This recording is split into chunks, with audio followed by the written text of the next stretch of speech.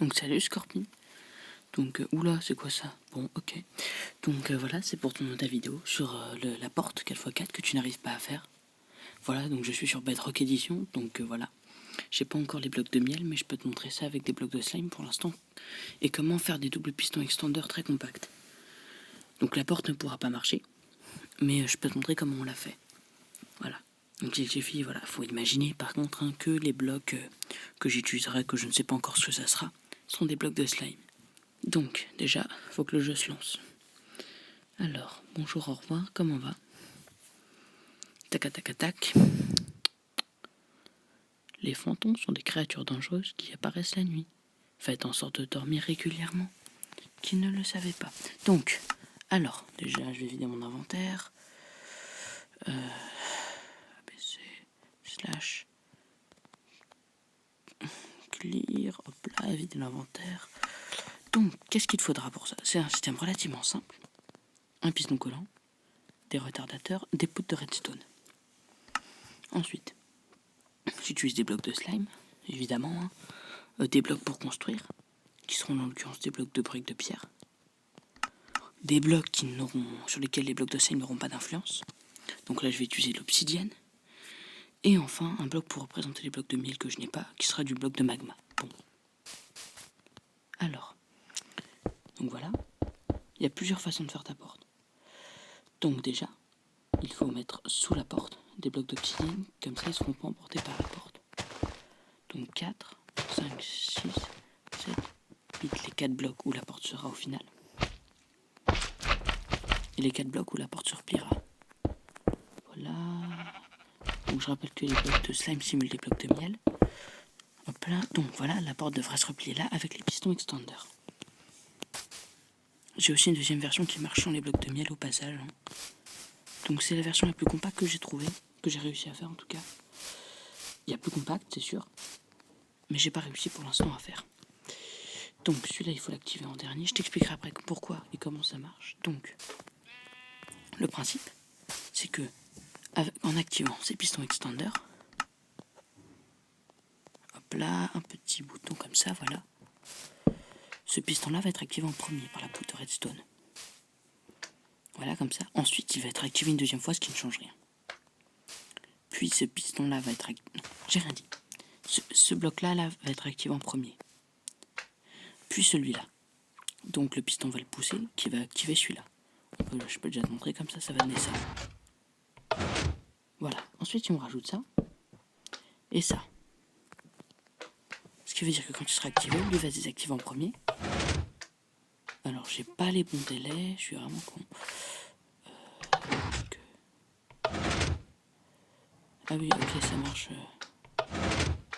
J'ai pas assez de délai. Ok, je n'ai rien dit. J'ai l'habitude de faire ça sur Java, pas sur Bedrock, donc c'est un peu foireux. Voilà. Voilà. Donc voilà. En gros, là, le principe, j'active celui l'an dernier, donc voilà, en se désactivant, ça active les pistons en store là. Voilà. Ce qui fait un double piston extender, bon. C'est pas fou au niveau de la compacticité, mais on a vu pire, hein. Clairement, dans l'histoire, il y a eu nettement pire, je pense. Et pour eux, faut faire pareil. Donc voilà, on double le piston extender comme ça. Après, il y a moyen de faire dans le sens qu'on veut, ce piston extender. C'est l'avantage des répéteurs. Si on arrive à bien gérer les blocs où ils se posent, là, il faut mettre un bloc d'obsidienne, par contre. Parce qu'en théorie, ce bloc-là, il colle. Donc là, le bloc-là, non, c'est du miel, donc ça colle. Donc pour qu'il se fasse pas emporter, il faut mettre de l'obsidienne. Voilà, donc ici, il faut mettre ça comme ça. Plein de 3, 1, 2, hop là, et voilà. Donc si je mets ça comme ça, du coup, j'ai remplacé ça par des blocs de slime comme ça. Je vais pouvoir te montrer parce que là ça marche, il y a suffisamment peu de blocs pour. Du coup maintenant si je monte ça comme ça, si je fais un escalier à redstone, là comme ça là, donc je mets le bouton là pour pouvoir monter plus facilement le redstone. Ensuite j'ai plus qu'à mettre ça là, voilà, c'est relativement compact du coup. Donc la redstone on la monte, voilà. Donc ça va donner ça.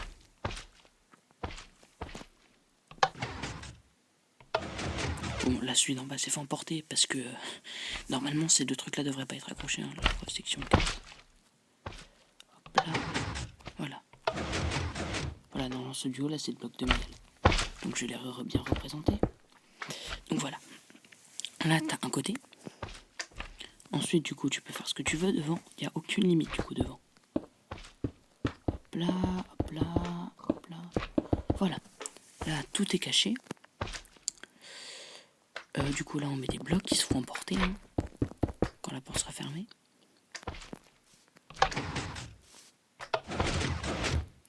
Donc, pour un problème de style, hein, clairement, actuellement, c'est juste un problème de style, je vais devoir remplacer ça par du slime. Quoique je pourrais pas. Donc bon, je vais devoir te montrer la porte qui est à moitié. C'est très embêtant, effectivement, mais bon, j'ai pas trop de choix. Donc, là, ça sera la position fermée. Ouvert, je veux dire. Donc, il faut juste inverser le signal. Ça, c'est pas compliqué. Il suffit de mettre une torche de redstone, à désactiver, ça inverse le signal. C'est relativement simple comme système, ça. Voilà. Là, les deux trucs sont activés. Voilà, ça se voit bien là. Donc, en théorie, normalement, tout là, il devrait y avoir des... Si ça, c'est du miel, ça devrait marcher, il devrait y avoir des blocs de briques ici. Ensuite, il n'y a plus qu'à faire en sorte que la torche de redstone se dé... Qu'est-ce que tu fous là, toi? J'ai cru que t'étais un vrai bloc de slime, tu m'as vraiment fait peur. Un bloc de slime qui sert à la redstone. Donc là, voilà.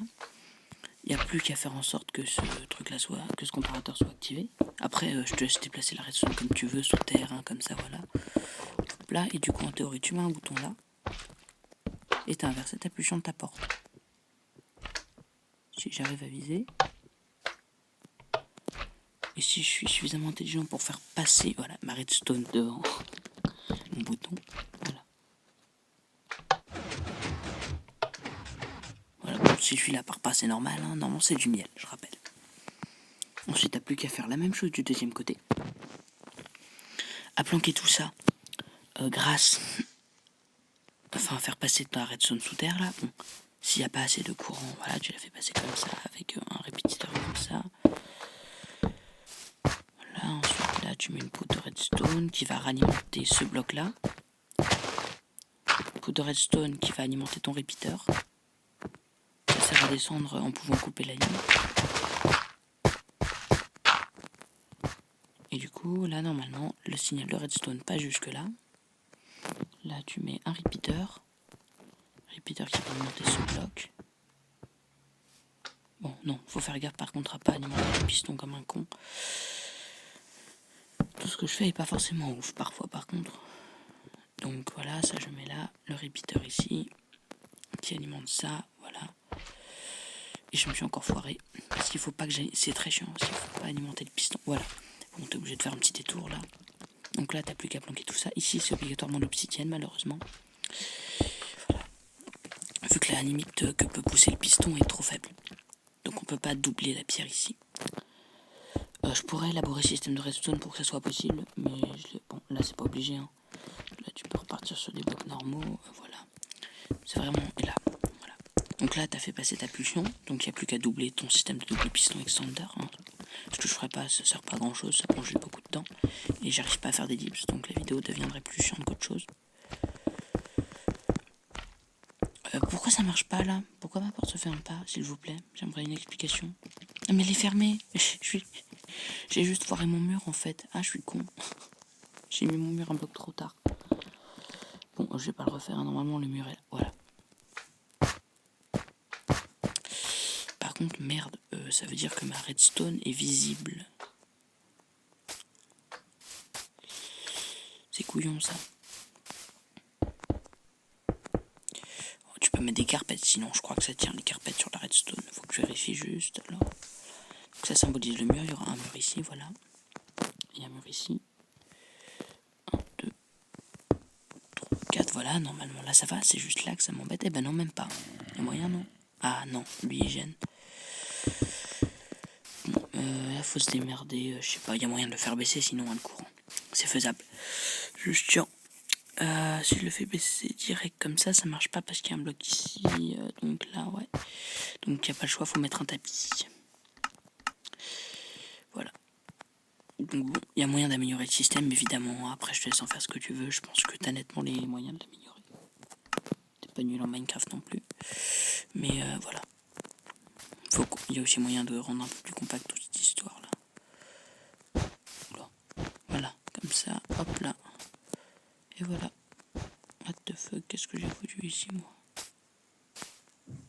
J'ai mis les restes du coup.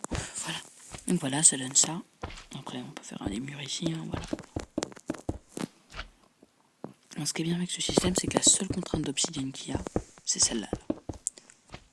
La porte est plutôt compacte, ça va.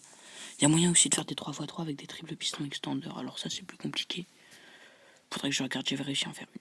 Sinon, il y a aussi moyen de le faire en Java Edition. Mais ça, je le ferai une deuxième fois avec un autre truc. Hein. Ça marche à peu près pareil. Juste 2-3 petits problèmes de plus. Allez, au revoir, bye bye, à plus.